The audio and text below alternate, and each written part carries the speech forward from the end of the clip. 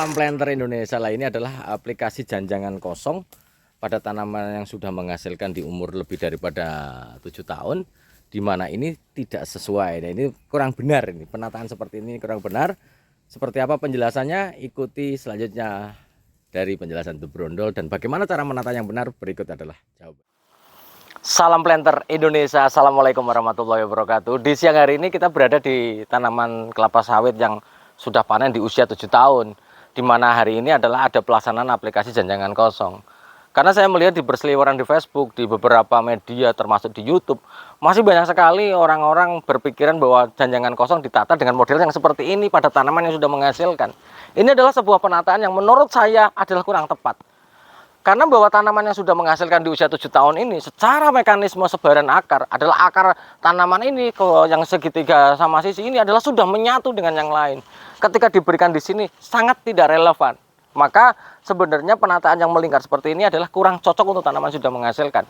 Tanaman penataan janjangan kosong yang seperti ini adalah biasanya digunakan untuk tanaman yang belum menghasilkan, di mana perakarannya belum sempurna menutup antara satu dengan yang lainnya, dan untuk bisa merangsang perkembangan akar itu sendiri.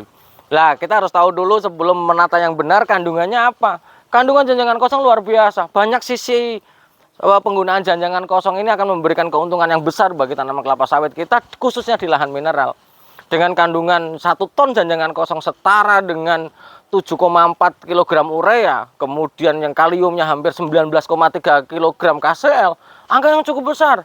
Sehingga ini adalah pilihan yang terbaik untuk aplikasi di lahan mineral, mau mineral datar atau mineral yang lain, termasuk mineral yang memiliki kadar pasir yang tertinggi, solusinya adalah janjangan kosong. Namun berkaitan dengan penataan, maka penataan yang seperti ini adalah tidak relevan. Kenapa? Karena satu dengan yang lainnya sudah menutup, sehingga kalau kita berikan di sini sebenarnya justru malah akan banyak mengganggu pengutipan brondolan terganggu, kemudian pekerjaan-pekerjaan yang lain yang terganggu, apalagi dia menggunakan mix antara menggunakan janjangan kosong dengan pupuk kimia yang lain, tidak relevan. Nah, seperti apa sih yang relevan? Ini adalah seperti ini. Kita akan ikuti video selanjutnya.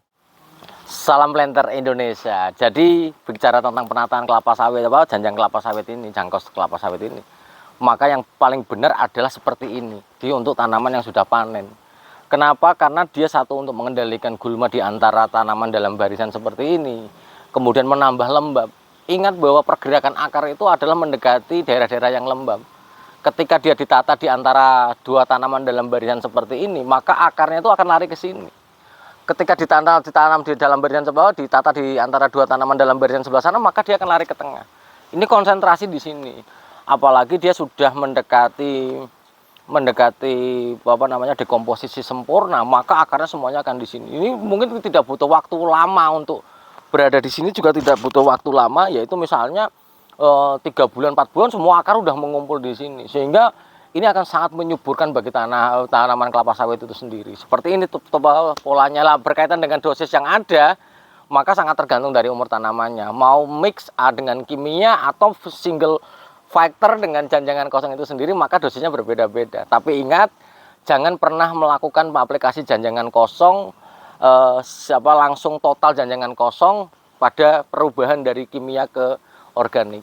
Karena bahwa sekali lagi ini membutuhkan waktu yang cukup panjang. Kaliumnya akan rilis mulai dari 30 hari ya, awal 30-25 hari akan mulai rilis, walaupun tidak akan cepat waktunya. Namun nitrogennya butuh waktu yang cukup lama, di atas 200 hari setelah aplikasi ini. Sehingga kita harus memahami hal itu berkaitan dengan penataan janjangan kosong ini. Seperti apa sih penataannya? Seperti ini. Nah, ini jadi penataan janjangan kosong yang benar adalah ini. Kalau kita lihat ini barisan tanamannya, ini pasar pikulnya. Jadi menatanya di sini. Jangan pernah ini kalau ada daerah-daerah yang kubangan seperti ini, daerah-daerah berair, maka sangat tidak direkomendasikan untuk ditata janjangan kosong. Karena hal ini akan menghambat proses dekomposisi dari janjangan kosong itu sendiri. Ditata di daerah-daerah yang sudah mengering seperti ini. Nah, jadi ini barisan tanaman ditata dalam barisan tanaman sini. Jangan yang seperti tadi di video depan, di mana dia di piringan itu tidak benar.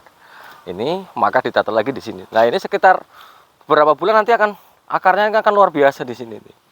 Nah, permasalahan penataan janjangan kosong ini adalah manusia-manusia pencari jamur ini.